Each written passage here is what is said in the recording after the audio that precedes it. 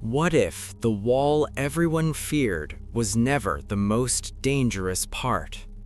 What if the real Iron Curtain was not made of concrete, barbed wire, or soldiers, but of stories we were told so often that we stopped questioning them?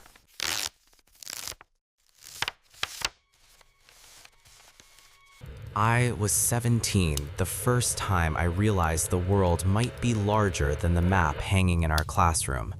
It was 1961, in a small gray apartment block in East Berlin.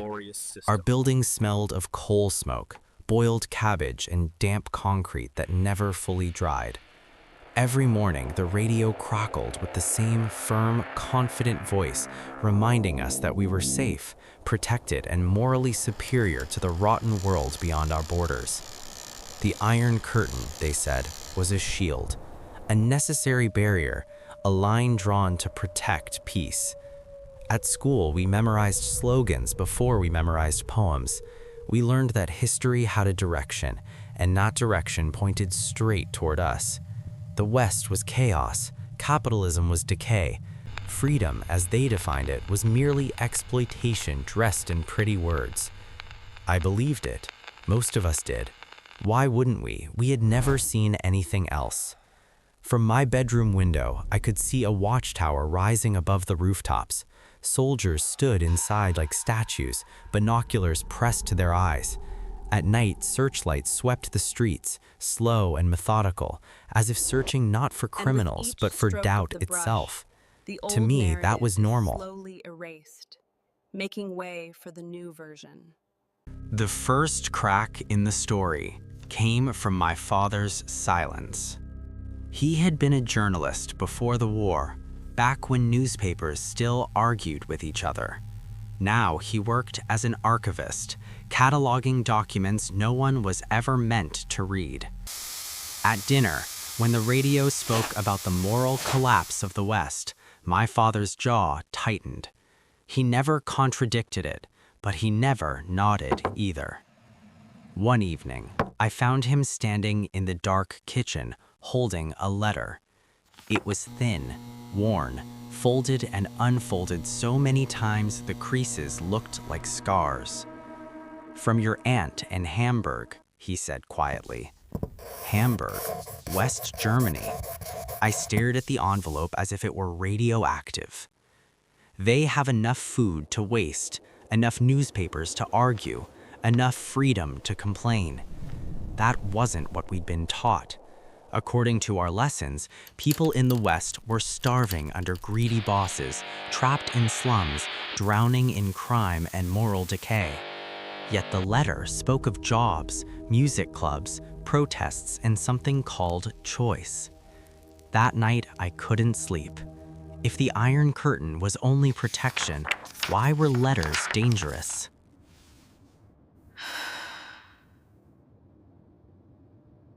Then, the wall went up. Overnight, streets were split in half. Windows bricked over. Families cut apart with surgical precision. Soldiers laid down concrete slabs while the world watched, stunned and silent.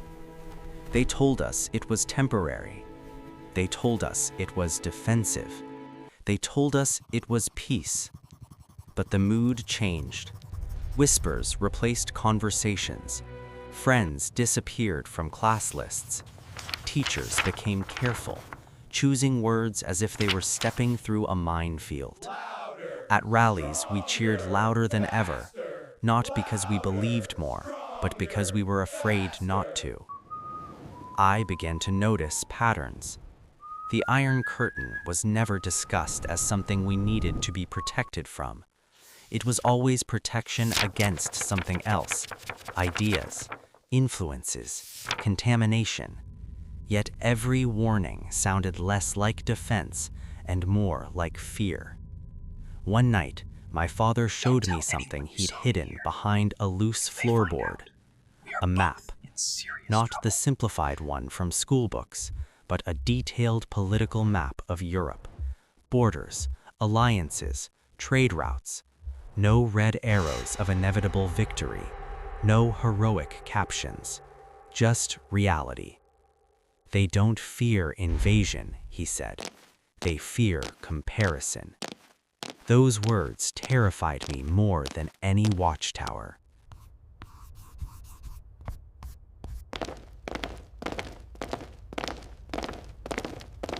The climax came with my cousin, Eric. He was 19, restless, curious, and reckless enough to ask questions out loud. He listened to forbidden radio stations late at night, the volume barely above a whisper. He talked about music from America, about movies where heroes weren't perfect, about lives that didn't follow scripts. One morning, his bed was empty. Officially, he had been transferred for re-education. Unofficially, everyone knew what that meant. No letters, no visits, no confirmation he was alive. At his disappearance, something inside me snapped. I stood in a crowd near the wall weeks later, watching a man try to cross. He ran. Shots echoed. He fell. The official report said the border had successfully defended peace.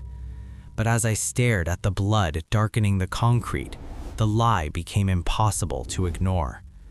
If the Iron Curtain was only propaganda from the West, as our leaders insisted, then why did it need guns?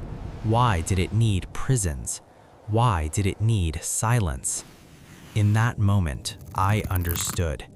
The Iron Curtain wasn't built to keep enemies out.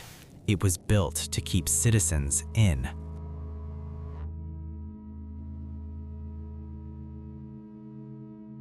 I did not escape.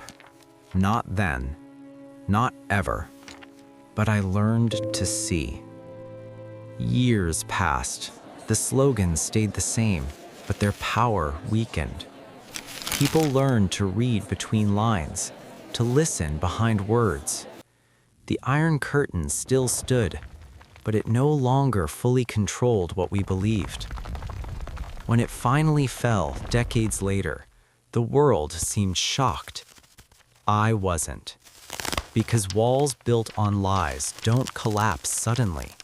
They crack first, in letters, in silences, in questions whispered at night. So was the Iron Curtain just propaganda? No. That was the final lie.